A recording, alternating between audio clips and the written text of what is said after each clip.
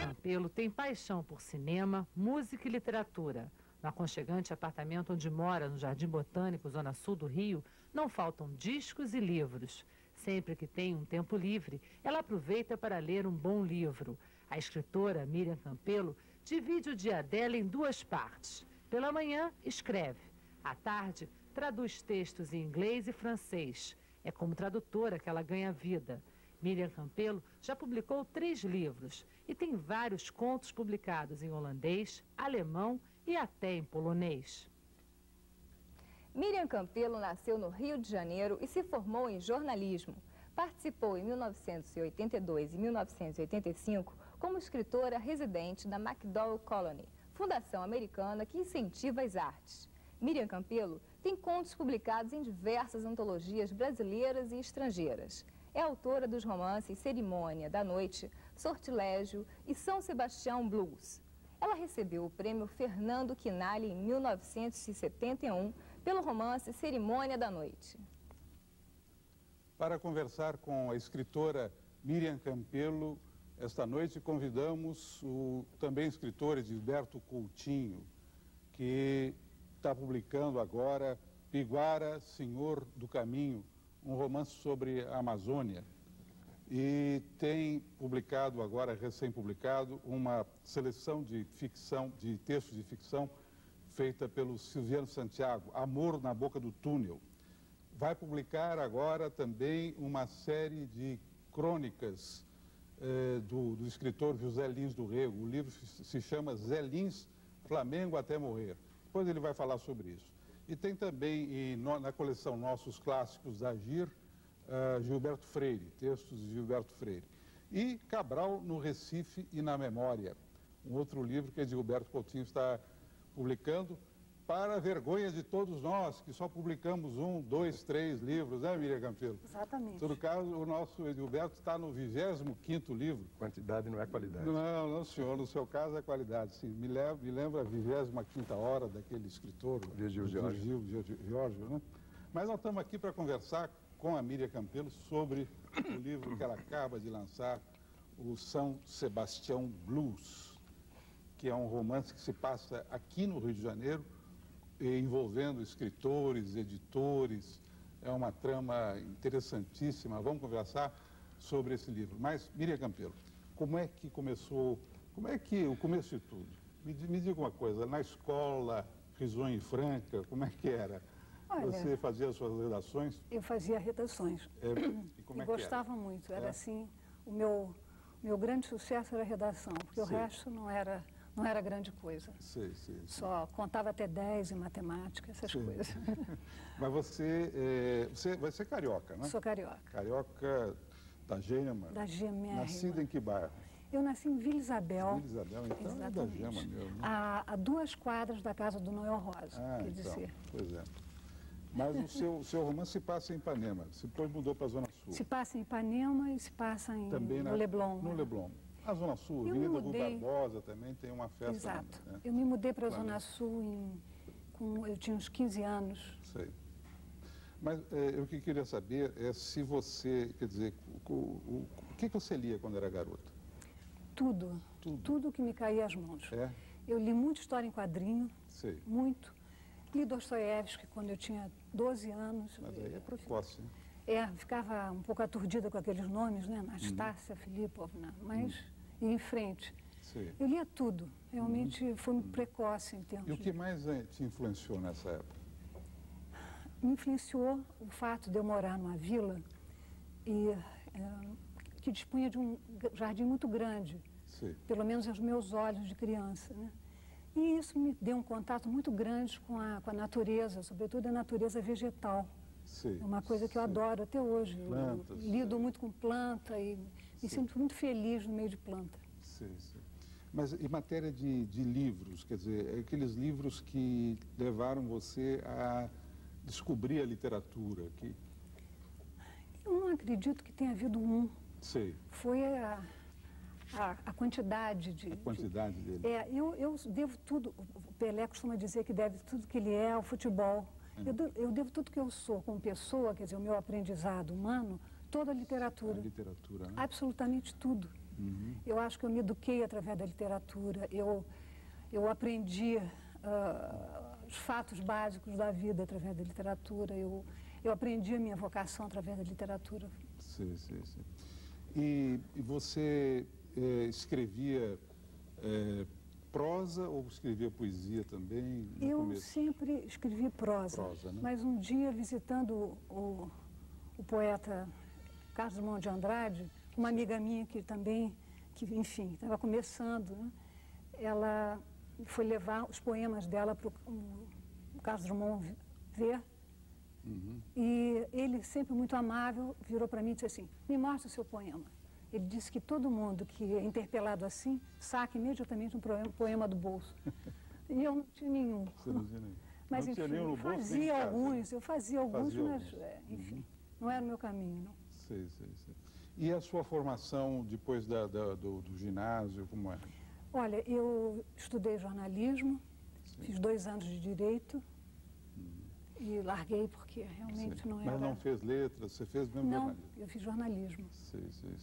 Mas praticou jornalismo em alguma ocasião? Eu, além de... Quer dizer, eu fiz jornalismo, mas fugia para as aulas de letra. Aula de espanhol, de francês, enfim.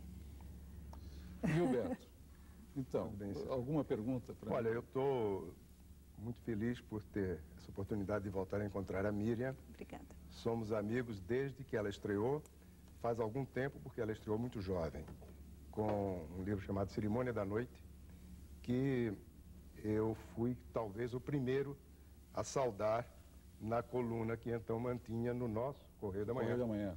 Onde trabalhamos juntos, na mesma redação. E já naquela ocasião, antes do livro ser consagrado, como depois foi com um prêmio literário, eu já dizia que era um grande livro. Miriam, no decorrer desses anos, só fez confirmar todo aquele julgamento inicial. Miriam me fez a gentileza de deixar na portaria há poucos dias o novo livro dela, que é um livro extraordinário, como você já disse, como o leitor já saberá. Eu queria aproveitar, Miriam, para devolver a sua gentileza. Muito obrigada. E lhe dar um pequeno livro, que é o mais recente saído. Sim. Mas queria comentar o seguinte: na dedicatória, Miriam, você escreve que aquele livro vai para o companheiro de batalha. Então eu queria te perguntar se isso é simples retórica, ou se você se situaria, para remeter inclusive ao que o nosso caro Cícero disse no início do programa, a uma suposta luta autor-editor. Osman Lins chegou a escrever um livro inteiro a esse respeito, chamado Guerra Sem Testemunha, onde ele trata da condição do escritor em relação à realidade social do país. Sua batalha ou sua guerra é com o editor? Não, a minha batalha é comigo mesmo, e no sentido de confirmar e exercer a minha vocação. E era isso que eu me referia na dedicatória. Certo. Você se considera a mais carioca das escritoras nascidas no Rio de Janeiro? Eu não sei se eu seria mais, mas eu sou bastante. Me orgulho muito disso, eu adoro a minha cidade. A tradição é pequena de escritoras escrevendo sobre o Rio de Janeiro. Nós temos escritores desde Almeida, desde Machado, Max Rebelo, Rubem Fonseca, um sem número de grandes escritores que nos deram grandes ficções sobre o Rio de Janeiro. Mas, a não ser que se trate de uma ignorância de minha parte, são poucas as mulheres que contribuíram nesse sentido. Nós podemos lembrar, claro, Clarice Lispector, sobretudo com A Hora da Estrela. Podemos lembrar Raquel de Queiroz com O Galo de Ouro. Podemos lembrar até escritoras pouco lembradas, como... Agora mesmo eu estou lembrando de uma que teve um livro prefaciado por Jorge Amado, um livro chamado O Folião, Iris Valéria. Mas são casos esporádicos. Você estaria numa tradição de literatura carioca? Não me vejo assim, não. Eu acho que os meus 2 livros, por exemplo, não tem nada a ver com o Rio de Janeiro. Acho que foi um acaso, foi um momento mais exacerbado de paixão pelo Rio de Janeiro. E na Cerimônia da Noite? Foi o seu primeiro livro? É o meu primeiro romance. É o seu primeiro romance. Você teve dificuldade para publicar?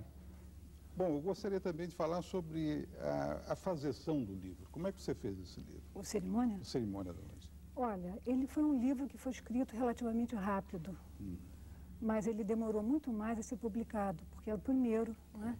Claro. E, enfim, eu mandei para 2 ou 3 editoras que recusaram, mandei para uma, inclusive, que me devolveu o livro 2 anos depois, quando o livro já estava... 2 anos já estava depois. publicado e tinha sido premiado. Mas, enfim, finalmente a José Olímpio, que tinha esses rasgos maravilhosos, né? A nossa antiga José Olímpio, de saudosa memória, ela publicou meu livro. E fiquei muito honrada com esse acesso àquela editora que eu admirava tanto. Agora, para escrever o livro, você teve problema, você reescreveu, você disse que foi o mais rápido que você escreveu. Agora, aconteceu uma coisa estranha, porque quando eu sentei para escrever o livro, para iniciar o livro, eu sentei para fazer um conto. Sim. E fiquei 3 dias e só saiu uma frase do conto. Não andava para frente. E eu, num desespero enorme, disse, bom, não vai sair nada. Você ficou 3 dias numa frase? Numa frase só. Isso é bom para o telespectador saber do drama, do problema do escritor, da dificuldade do escritor. Como é que o Drummond dizia? Luta vã, né? Luta mais vã. No entanto, luta com a palavra, luta mais vã. Luta com a palavra. Mas note, eu ia escrever um conto, só que não era, o conto não estava querendo ser escrito, e sim um romance, né? Sim, um romance. Bom, no cabo de 3 dias eu fiquei exausta, disse, não é nada disso. Joguei o papel fora com aquela mísera frase e botei um outro papel e saiu o último capítulo do Cerimônia da Noite inteiro. Falar em conto, você está possivelmente nos devendo 1 ou mais livros de contos. Há uma nota no seu novo livro, no mais recente, São Sebastião Blues, onde diz que você é autora de inumeráveis contos. Está escrito aí. E, no entanto, você não reuniu nem É verdade. alguns desses inumeráveis. Exatamente, você tem razão. Eu estou me devendo isso e estou preparando agora, finalmente, um livro de contos. Um livro de contos. Parte de contos escritos antes do São Sebastião Blues e parte a partir do São Sebastião. É bom que os editores saibam, se é que tem algum editor vendo esse programa a essa hora da noite, Miriam Campelo está com um livro de contos para ser publicado. Ainda não está pronto. Não está pronto, mas vai estar pronto em breve.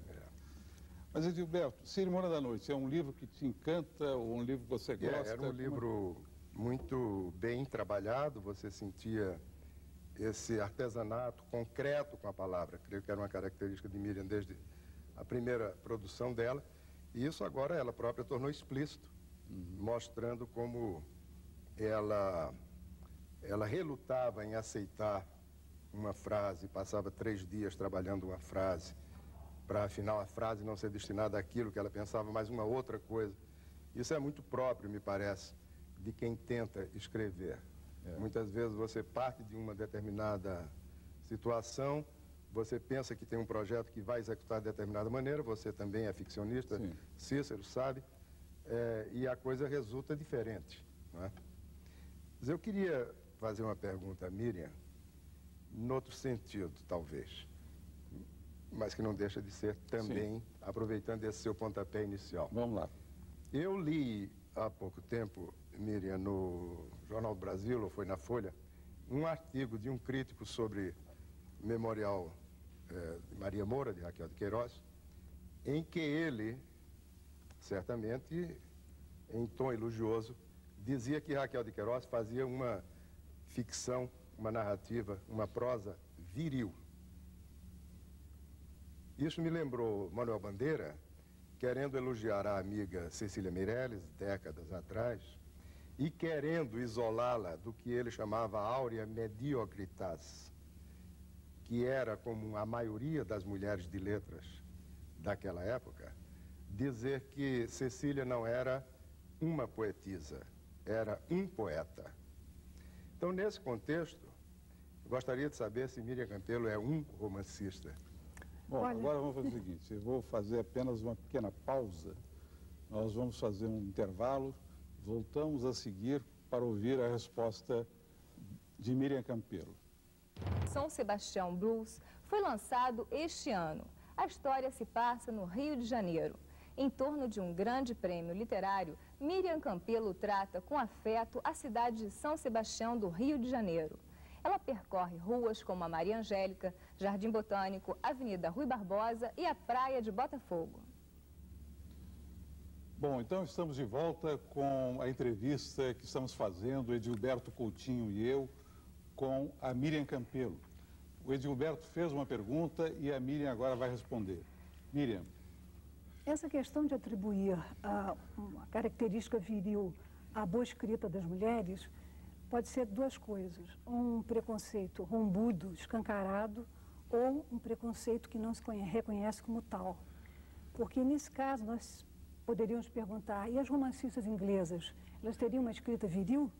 E o Flaubert escreveria como mulher? Isso é uma... Claro. Nesse sentido, pegando essa bola da vez, Miriam, você, certamente, como todos os escritores, você pertence a uma família de escritores. São as famosas afinidades eletivas de que nosso mestre Goethe falava. Você falou de escritoras inglesas. Você se filiaria a um grupo de escritoras?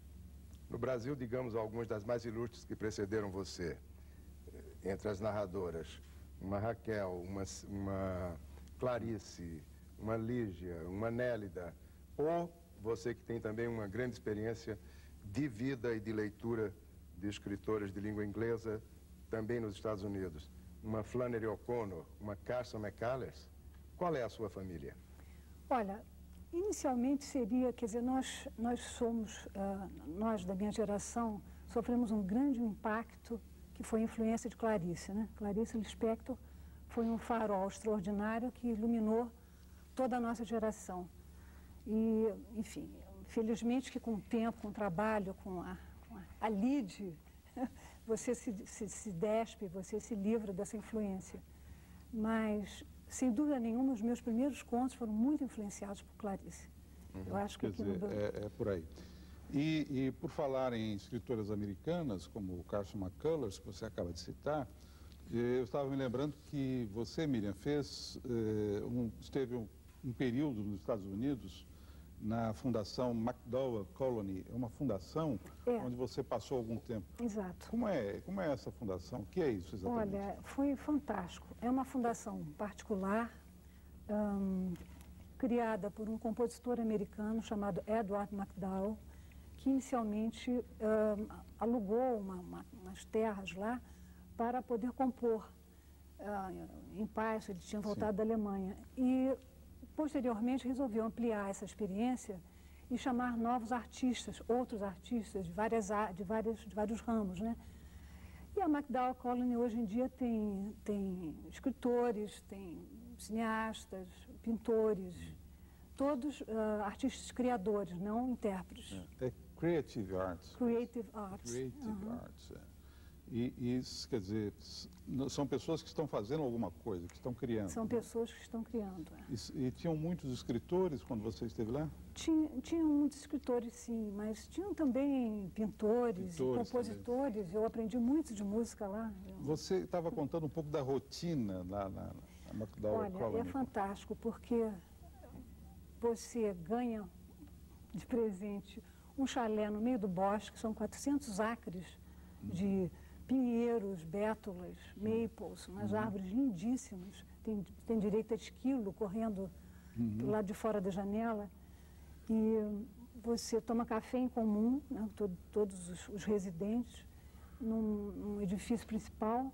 Depois vai cada um entra no bosque na sua direção, vai para o seu chalé e trabalha, enfim, até a hora do jantar. Na hora do almoço, eles depositam uma cestinha com o seu almoço do lado de fora da porta, o que significa um pequeno recipiente de sopa, uma garrafa térmica, um sanduíche, uma fruta, aquele estilo de almoço americano, Sim. frugal, né?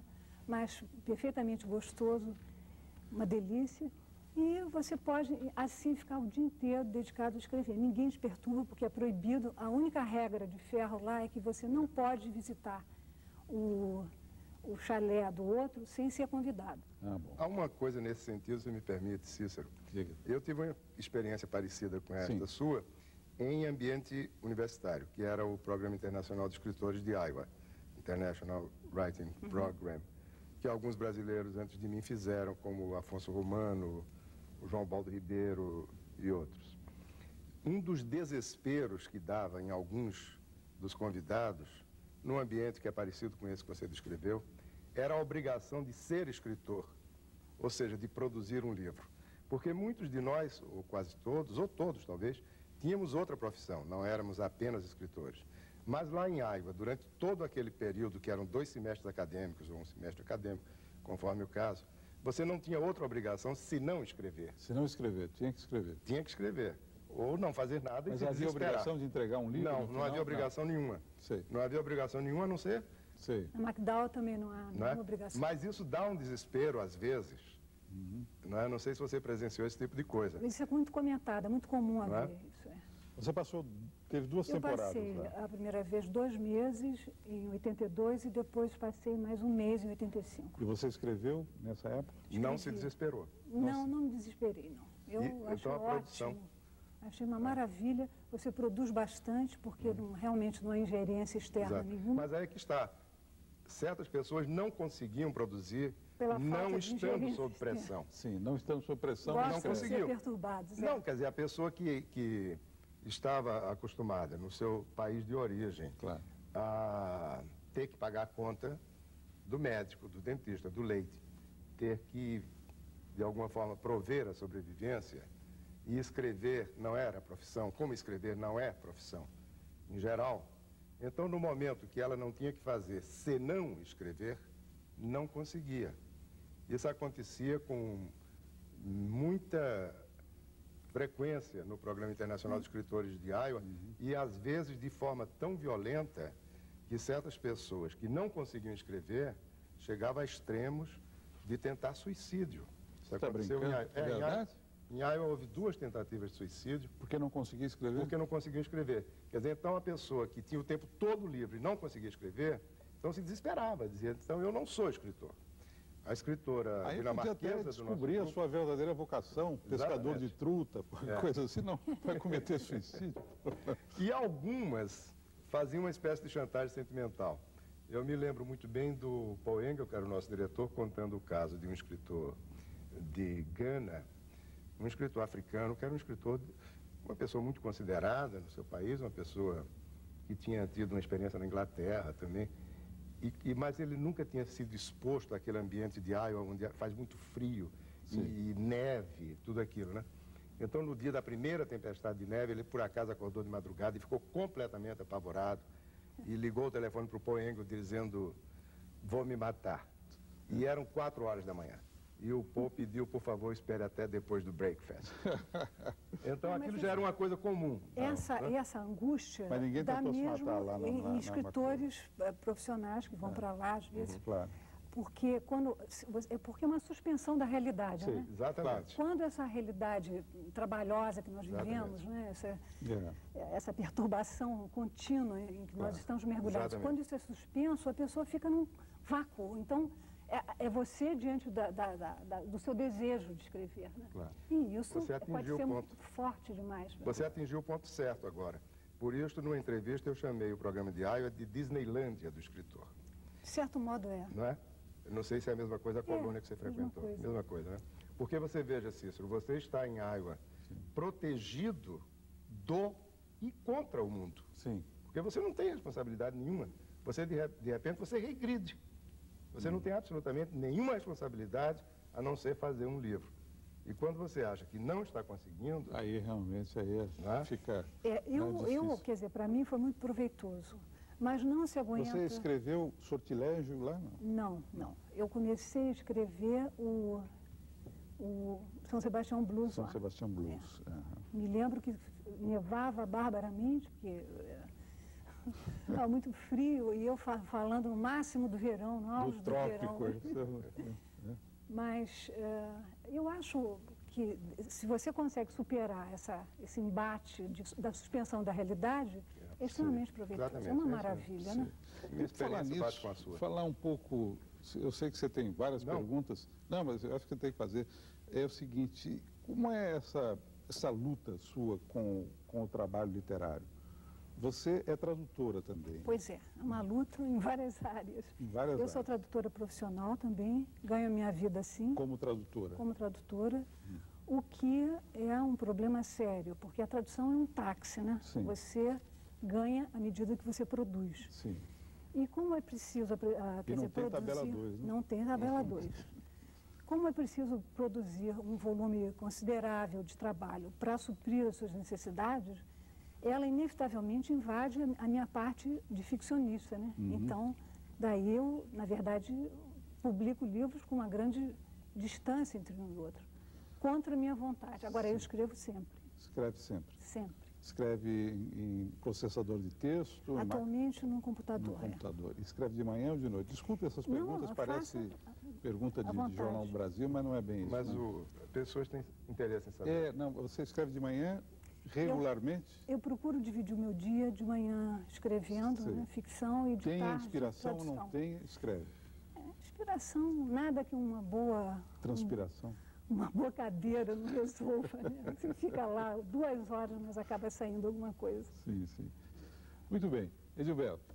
É uma coisa curiosa, Cícero comentava aqui em off, num dos intervalos, que alguns de seus personagens, o Davi, sobretudo, ele mencionou, são personagens que a gente vê logo que não são puramente ex machina. Ou seja, não corre nas veias dele a tinta da máquina de escrever, mas o sangue de uma pessoa. Nós sabemos que um personagem não é uma pessoa. Mas, no seu caso, essas vivências de seus personagens são tão reais, ou de aparência tão real, que nos levaria a lhe perguntar se livros como o São Sebastião Blues são livros para os quais, ou para o qual esse livro, você parte da experiência sua, pessoal, ou observada, ou, como chegou a me dizer certa vez nossa Clarice, tão mencionada nesse programa, Clarice Lispector, escrever é lembrar-se do que nunca existiu. Olha, eu acho essa frase lindíssima, né? Acredito que você está me perguntando se o livro é autobiográfico. Não necessariamente. Eu falei experiência vivida ou observada. Na verdade, o livro não é autobiográfico e é ao mesmo tempo, porque é uma história que não aconteceu nem comigo, nem com nenhuma das pessoas que eu conheço. Mas, ao mesmo tempo, ele é autobiográfico porque passou pelo crivo da minha sensibilidade, da minha visão de mundo, do meu viés. E isso faz com que, eu acredito, toda obra de ficção seja, no fim das contas, autobiográfica, né? Acho que não se pode fugir disso.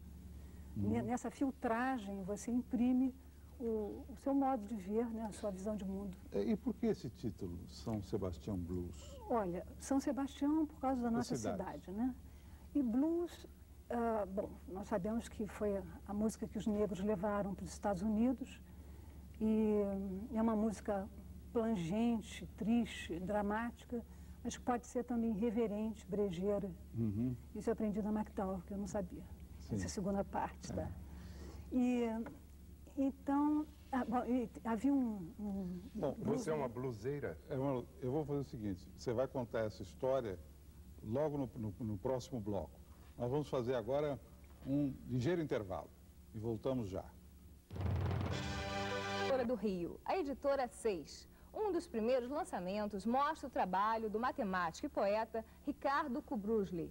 Ricardo Kubrusli é engenheiro civil e doutor em matemática. O trabalho com os números dá o sustento à família, mas são as artes que equilibram a irreverência do poeta. Ricardo Kubrusli tem como paixão tocar jazz ao piano,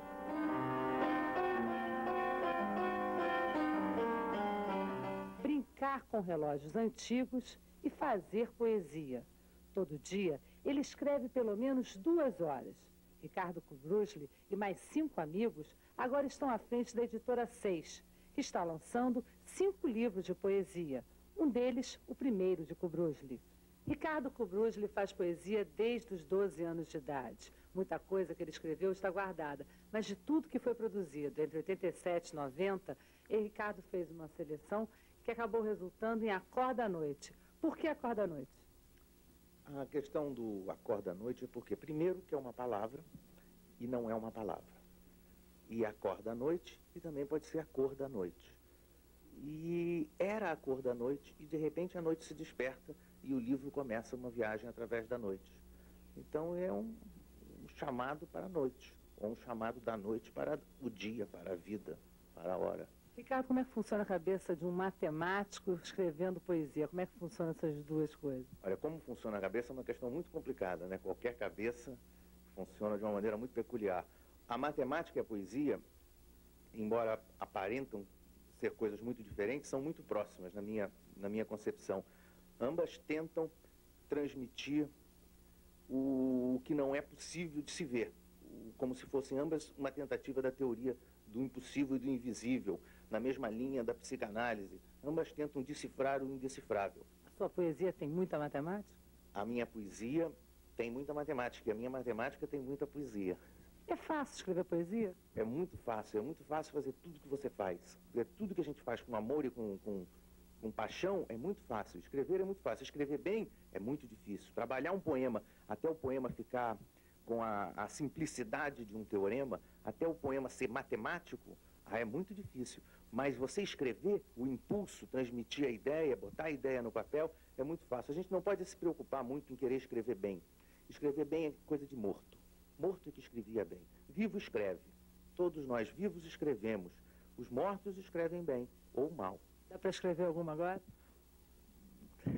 Dá sempre para escrever. Vou escrever uma dedicatória num livro que fica como um poema e uma dedicatória.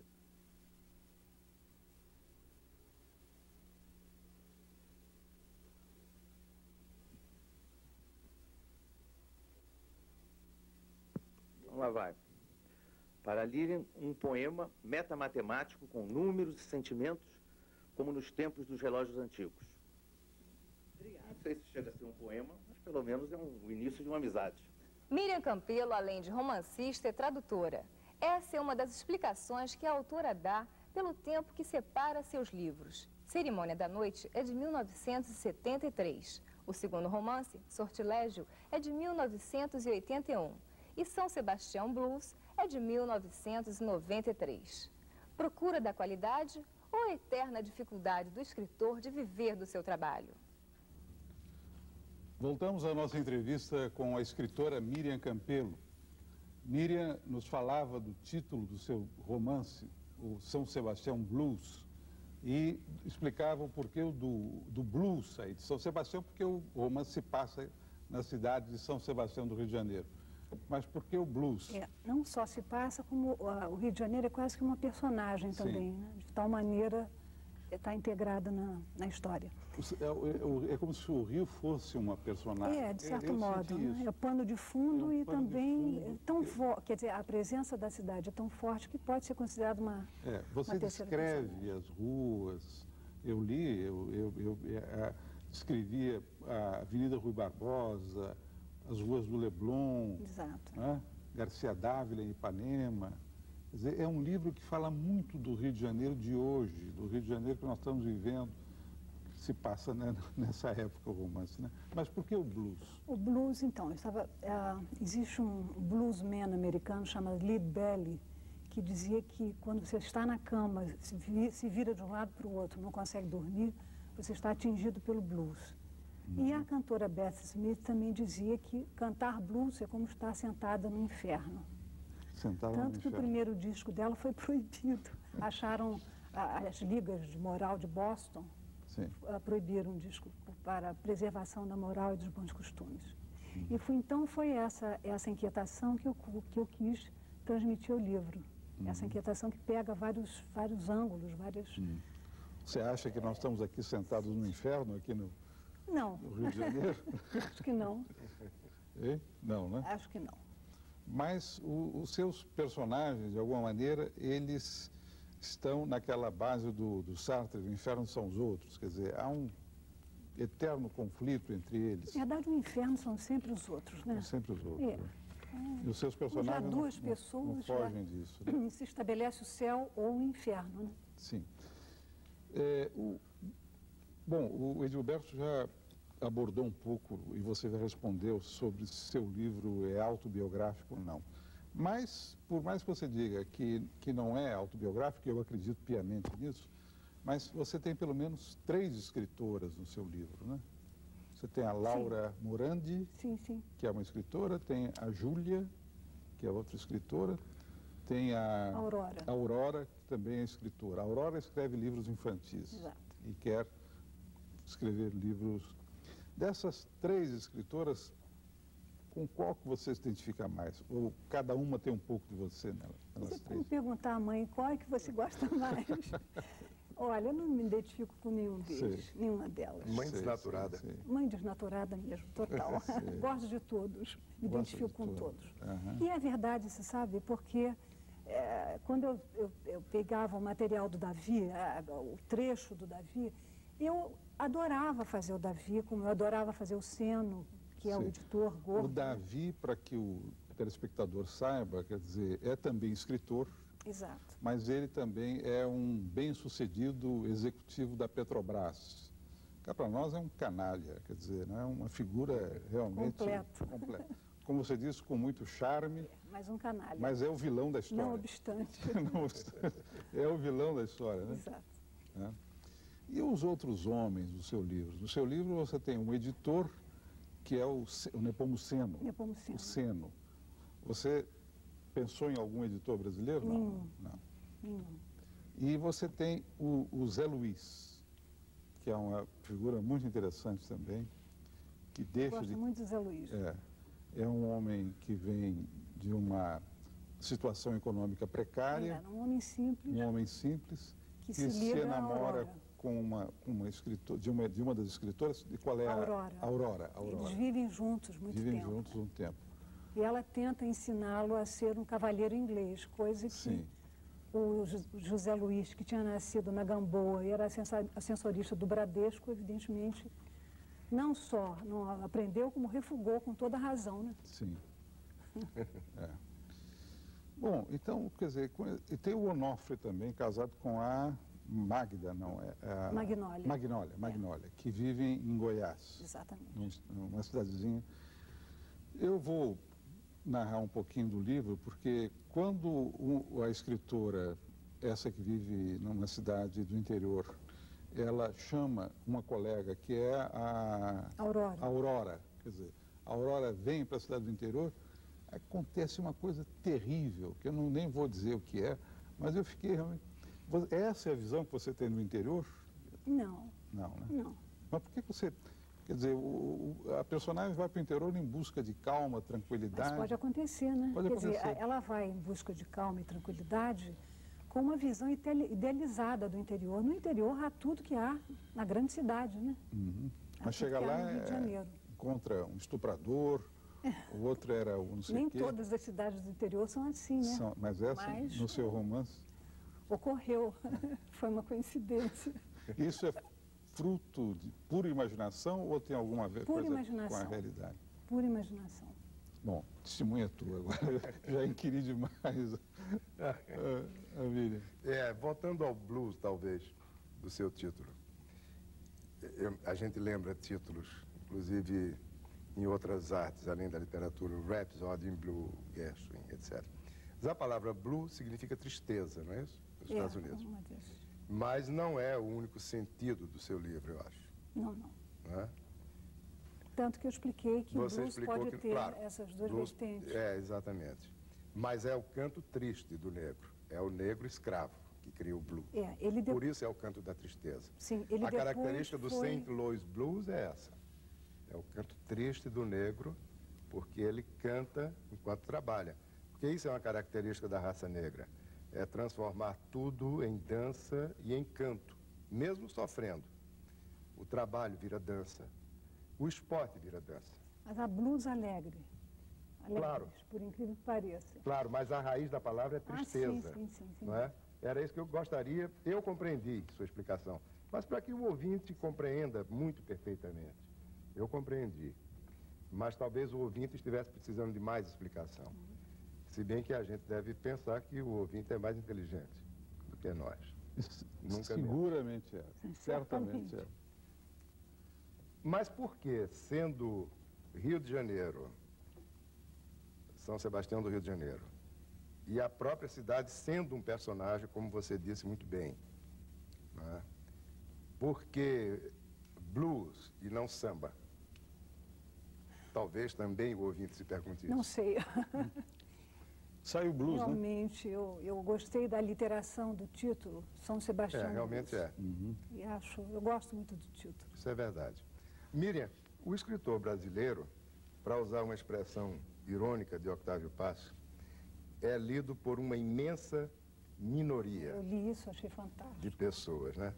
Isso adapta-se perfeitamente. Perfeito, né? Eu não sei qual foi a tiragem exata de seu livro, mas é um livro que somente no Rio de Janeiro deveria vender muito bem, porque é um livro que tem tanto a ver com o cotidiano da cidade, com as angústias da cidade, com a vida da cidade, e retomando a sua interpretação de blues, com as tristezas e alegrias da cidade. Não é verdade, Cícero? Devia ser um livro para estourar no Rio de Janeiro. E, no entanto, quando Eudo Perac me telefonou dizendo que eu ia ter o privilégio hoje, convidado por ele e pelo Cícero, de participar da entrevista com você, de coadjuvá-la, porque você é a estrela da noite, eu procurei comprar seu livro. E lhe confesso a minha frustração, porque procurei em 2 livrarias de Copacabana, uma de Ipanema e uma do centro, e não tinha um livro. Olha, a propósito disso, realmente eu não entendo, porque eu já comentei isso com a editora, mas, de fato, o livro não está na maior parte das livrarias. Não consigo entender.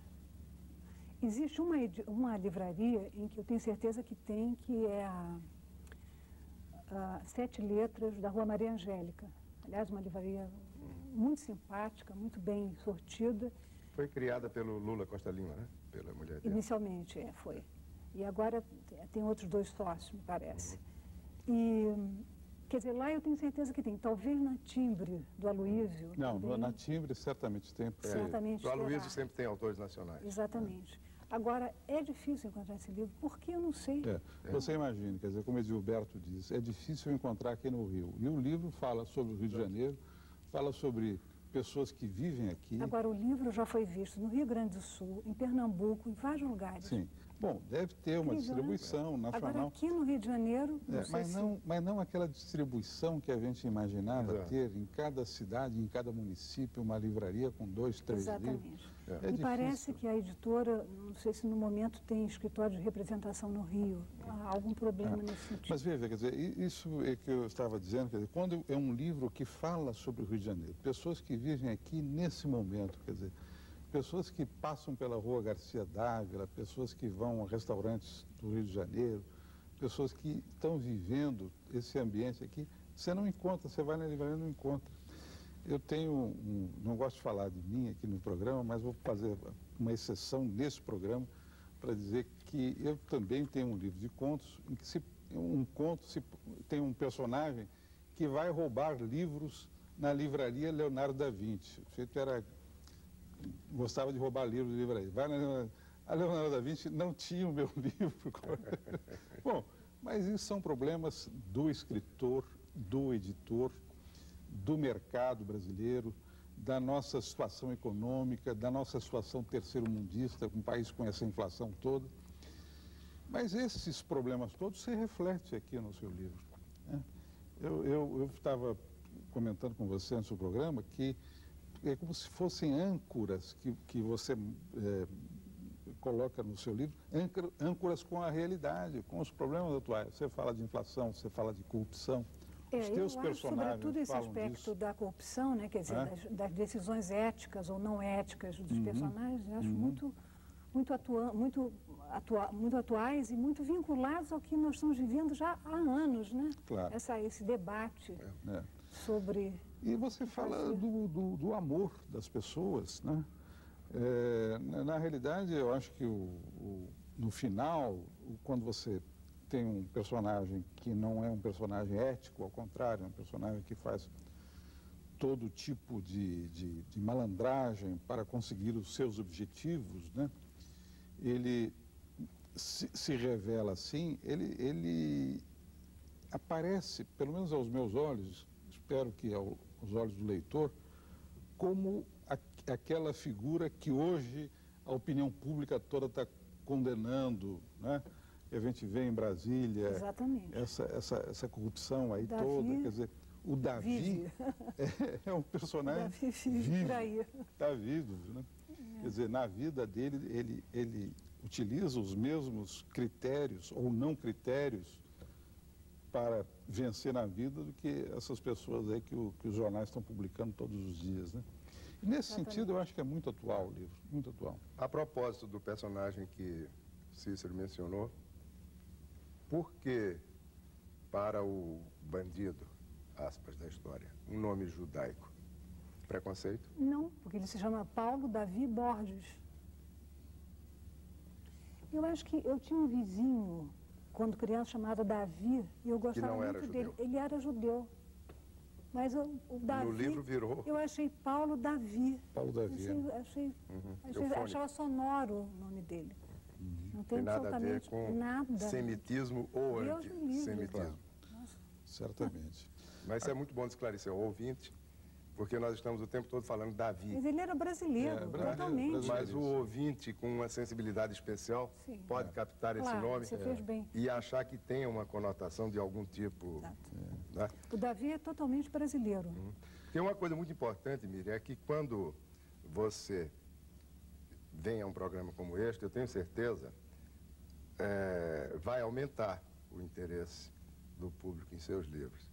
Tenho certeza também que muita gente vai procurar seus livros nas livrarias. É bom que seu editor saiba disso.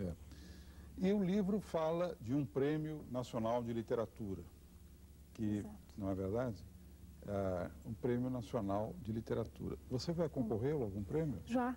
Já? E ganhou, concorri a um que eu ganhei e concorri a outro que eu perdi. Você colocou alguma coisa da experiência? Não. Eu não tive acesso. O único acesso que eu tive a esse segundo prêmio foi eles me remeterem o pacote dizendo que não havia ganho. O prêmio que você ganhou foi o Fernando Quinalha. Fernando Quinalha com o Cerimônia da Noite. E esse prêmio de que trata esse livro é um grande prêmio, Prêmio Nacional de Literatura. De grande... Parecido com o Prêmio Valmar. Parecido com vários prêmios, né? Prêmios, no caso, eu quis acenar com um prêmio cujos valores nunca eram inéditos, né? E é um banco que patrocina. Um banco que patrocina. Por acaso, o Valmar era um banco? Valmar era um Banco Nacional. Você é favorável aos prêmios? Acha que os prêmios são... Bom, você ganhou um, mas... o prêmio, porque é um alento para o autor, né? Nós vivemos num país onde a literatura é tão pouco prestigiada que qualquer coisa que a prestigie, eu acho maravilhoso. Certo. Acho excelente, devia ter muito mais, uma dúzia de prêmios. Mas está me parecendo que os escritores de mais qualidade, Cícero, Miriam, não estão concorrendo. Eu, por acaso, fiz parte de comissões julgadoras de alguns prêmios recentes. Um deles, um prêmio de grande nomeada, digamos, que é o Prêmio Nacional Paraná, que se atribuiu agora pela 25ª vez, o que é notável, 25 anos seguidos. Sim. E que teve entre os premiados figuras como Dalton Trevisan, o Rubem Fonseca, Lígia Fagundes Telles, para ficarmos somente em 3 e bons. Pois bem, foi muito difícil esse ano nós selecionarmos um livro, conseguimos, afinal, de qualidade. É mesmo, né? Porque eu diria que 90% dos candidatos realmente estavam muito abaixo do nível que esse prêmio supõe, né? Então, me parece que está havendo um retraimento.